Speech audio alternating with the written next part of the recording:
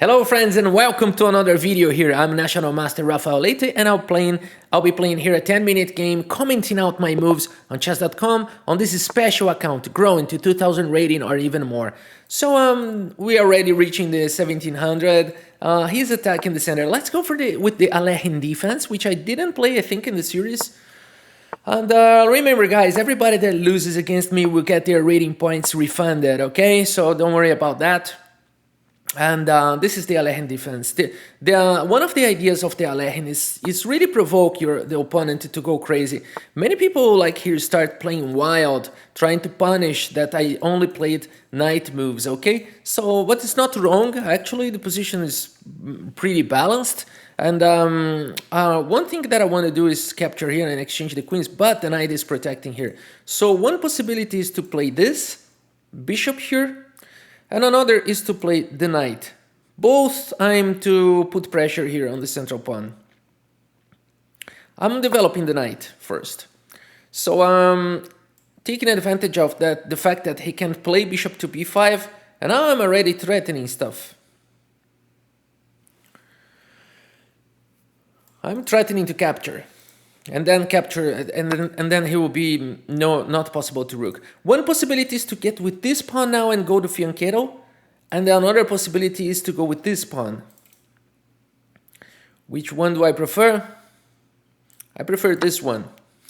I don't know how to play the fianchetto on these lines, so I prefer to play it like this.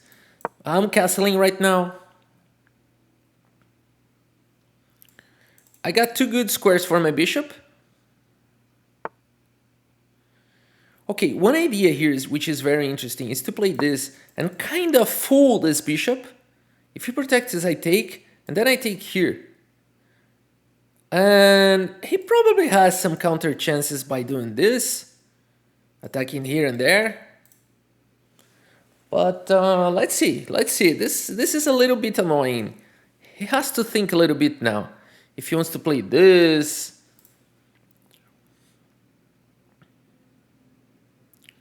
What is he going to play? Oh, so he defended a castle. If he castles, then I take. And then I take. But probably he's going to play b2. Oh, really? Then okay, let's go for this. Because there's no check anymore. Oh, that was interesting. That was very interesting. Let's try to punish the king who's still in the center. That was very interesting. He opened the G column for some attacks. Very nice approach and keep the defense of the pawn. Very nice. Okay, good move. I think I'll keep pushing, and we have this interesting fight of bishop pair against knight's pair. Very nice, very interesting. Let's see what happens. Who knows what's gonna happen? I don't know. But I'm willing to sacrifice my rook on his bishop and try to punish his king in the center. Let's see how it goes. Oh, there. Why did he play this? Let's keep pushing. I'm definitely not interested in the bishop pair. And now I have a good attack here, also a good attack here. Wow, now my position is very good, I think. Yeah. Now my position is very good. If I play here, he takes, I play here. And I'm threatening here and there. The bishop is pinned. King is in the center. I am protected. He could castle, but it's gonna be a while. Let's calculate a little bit. We have time for that now. We have time for that. So, yeah, I got three options here, right, for this knight. Capturing here immediately, I'm not sure. Is this sack going to work? I think it is not going to work. So let's just forget about that. This, I think, is premature. We have a good attack here. We might keep it. I think this is kind of forced. Of course, I could calculate this or that, but it's not possible that his king in the center is going to survive. So now I'm going to calculate. Rough. Shouldn't you be calculating before making the move? Yeah, but I was spending so much time, and I'm pretty sure this is a good move. And it is. Now we are so much better. Okay, now I have a pressure here. And the other rook is coming to the game. After the game, we can analyze what could happen if bishop takes knight. I think it was the most critical line. Maybe I would capture the pawn. I don't know. Some interesting moves come to mind, but I think that doubling the rooks... Okay, I can take the pawn. Well, I should do it, right? I'm attacking the bishop, I'm attacking the queen, so I'm capturing with a check the bishop and exchanging a lot of pieces. Yeah, I think it's just... The game is about to end. Now he's just making some desperate moves. Yeah, as you can see by the speed that he's playing, that he's desperate. He's playing some desperate moves here. And I can capture. Okay, he's going to attack my rook. All right. So how can we do it? Should we play like b5? Or maybe b6 to play queen c5 and go for the endgame? I think that's better. Yeah, I'm just not allowing his queen to come and start enjoying the game. Let's give him no chance. Now this rook can join the party. The queen trade is straightforward now. And here, yes. Yeah, because his bishop is attacked and there's no checkmate. Let's do it.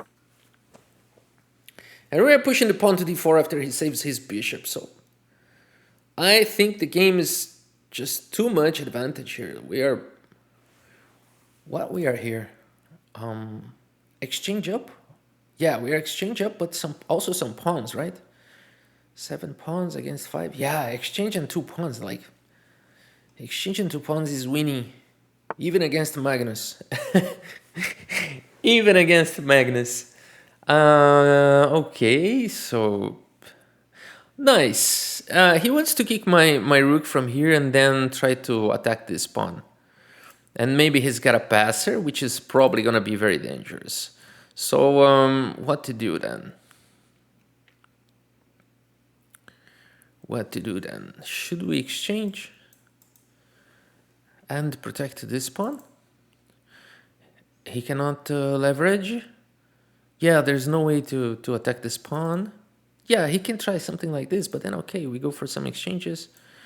This is dangerous. Then I can check him first and then get out of the sacrifice. Okay, let's go for it. I think it's fine.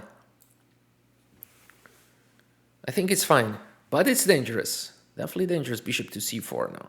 What is he thinking? Is he there? What is he doing when nobody's seeing, nobody's watching? Just kidding.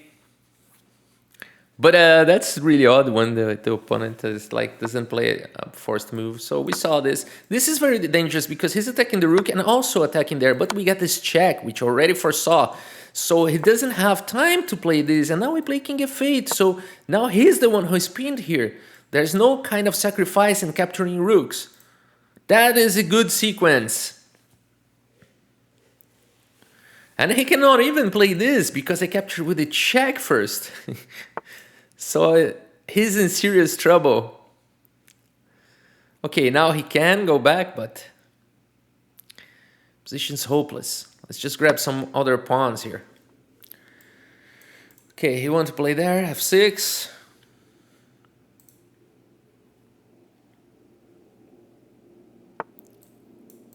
And we got plenty of time here. Let's just not make any primitive mistake.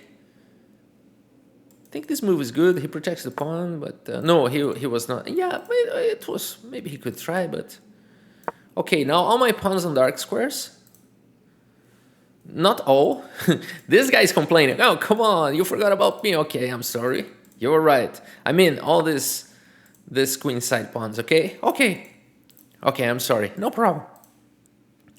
All right, guys. Let's keep going. This is a check. He wants to kind of. Yeah, I know what he wants to do. If I play this, he's gonna play this and try to... But this is not even... This is checkmate, so let's go for this simply. So my rook is not blocked. We just passed the rook. We are not in a hurry to take this pawn. But now we can. And he's going to try to do some check here, which is doing nothing at all. So let's combine the rooks. So maybe I want to sack. No, there's no perpetual checks. There's nothing like that.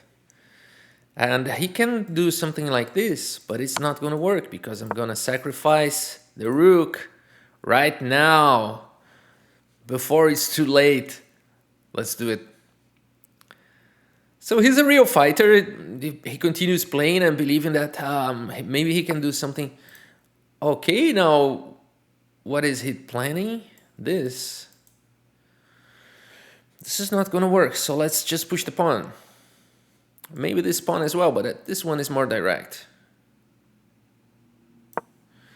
Check, I go here. And then some trades are going to be forced. Simply here. Now check, I can take the bishop. I can take the rook as well and just sacrifice the other rook and go for a winning endgame. There's nothing to be done. He is going to resign at this point. This is a resignable position and he knows it. I got 4 minutes. Okay, he's still trying. That's a nice approach. That's a nice approach. Is he going to sack the bishop? That's a nice approach. Let's see what he's going to do. Let's see, is he going to sack the bishop? For a passer? Interesting. This guy is a true fighter. But okay, this is still completely winning. For black. This is a resignable position, but he's trying to get some juice from it. Very nice. Yeah, this is a real fighter. That's what I'm talking about. Good, good. I like it. I like it. I think that's the way to play chess, you know. He's a rook down and some pawns down and he still believes. And it's possible. It's possible. It truly is. Well, maybe I can just check and grab another pawn and defend. If he checks me, I just go away. If he pushes the pawn, I capture the rook. If he exchanges the rooks, I stop the pawn. Let's see what happens. Can he push the pawn immediately after I take this pawn? Let's say he do this, and I go this, and he checks. No, I'm still protected. I'm still protected. This guy is a true fighter. What I cannot play is this, because then check, and then I lose the rook. So that's what he's probably thinking about doing. So let's just get this rook out of here. He's gonna push the pawn. This is starting to get a little bit dangerous. Okay, I must think for a while here. Maybe this cutting his king first. Leave it as it is. Leave it as it is. Cut the king. Or maybe I should play this, but I'm afraid of this. Then what? Check maybe? Yeah, check and then pick up the rook. Let's go for this. But, you know, the position has its dangers. All right, so he's going for the pawn. And the position has its dangers. Should we push this pawn?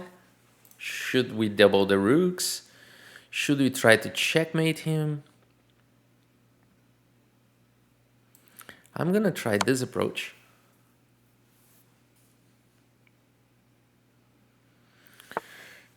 And then this approach. But I'm not sure if I'm doing the right thing. Am I? And all this. I do have some checks there. If you pick up the pawn, I can pick up this one. Because I check and then I check with the other here. This is kind of dangerous.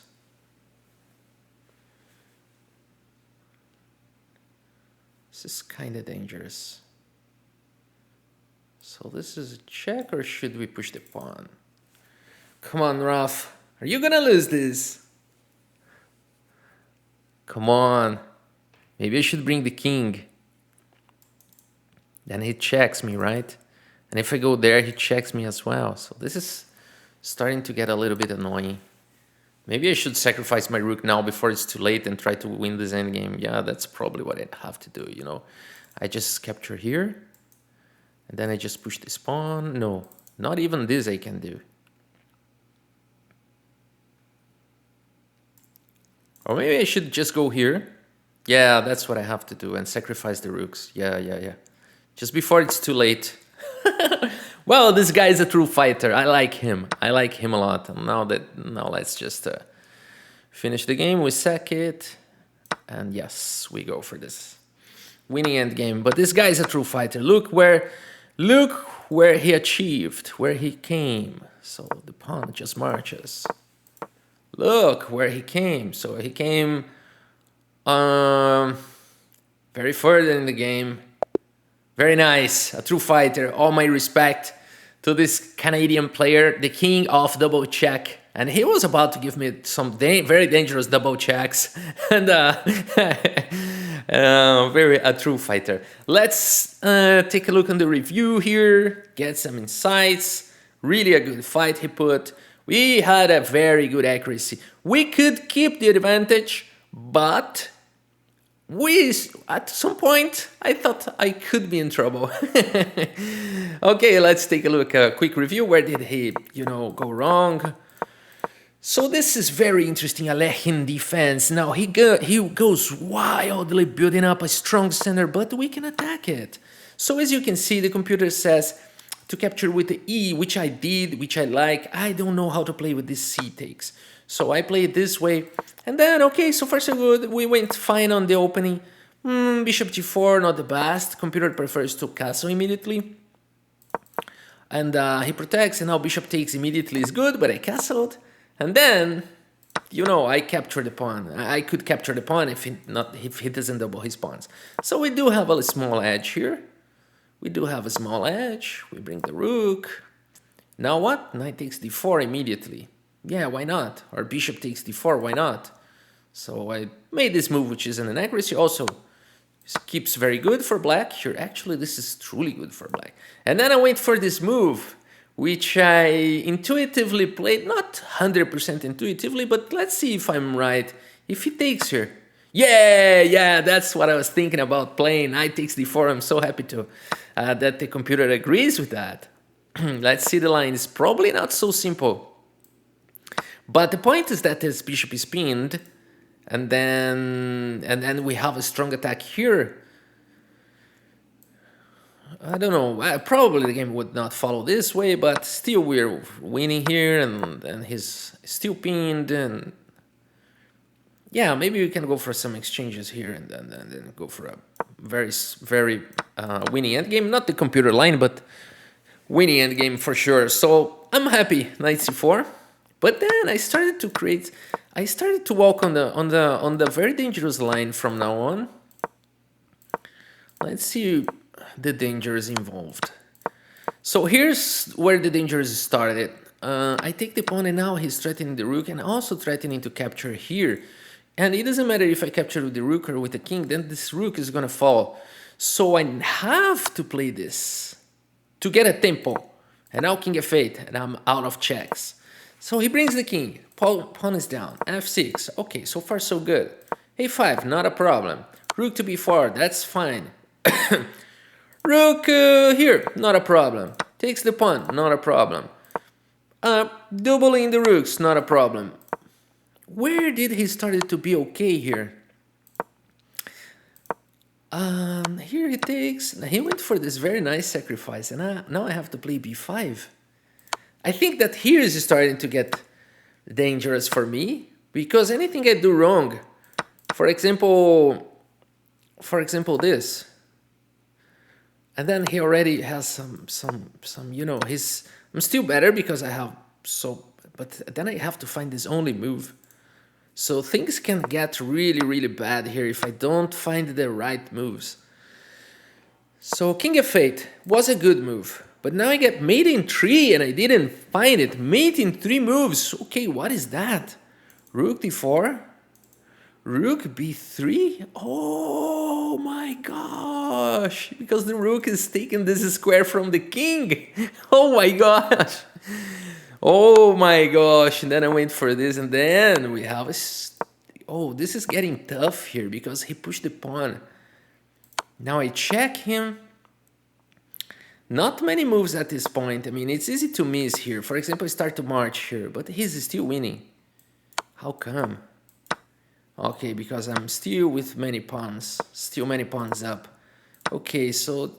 Yeah, but then we just finished that. Okay, we've not been in serious trouble, but as we saw, maybe one or two mistakes in a row, it would be definitely devastating, and I could go from winning to losing. So chess is hard, my friends. And I think that for the main lesson for today, I can't see where did he go wrong. I mean, he didn't care. I mean, bishop e2 was a problem because now the bishop is overloaded. He can play b3, like we said, or maybe even h3. You know, those, I think that's where his problems started. So just be careful when you push a lot your pawns. And not to get overloaded. Okay, so sometimes you need to waste a move here, just make a defensive move, or maybe kick the bishop away because you don't commit here. Now the bishop is still guarding here, so by playing this it was a mistake because it got in front of the queen, which was protected, and then it got overloaded. But okay, it's not losing yet, but this move was very, very wrong. It's hard to say, but yeah, it's hard to say. He wants to castle long here, so maybe queen d2, right? Maybe it's better than queen c2, which is not protecting the central pawn anymore, and the queen can be also harassed by the knight in the future. So just pay attention to not hang any material which could be important. You know, oh, it's only a pawn, it doesn't matter. But it's not like that. King was in the center, and now the position is just collapsing. So I think that's it. It was this part of the game that he lost. And then from now on, it was kind of a technique and avoiding blunders because I could have made mistakes and the game could be very dangerous. But fortunately, I could find the moves. But I think the game was like bad for him at this point already. So because he blundered the pawn and because he used the bishop. That was the main two reasons. Okay, guys, that's it for today. I hope you have enjoyed the video. Thank you so much for your audience. See you next time.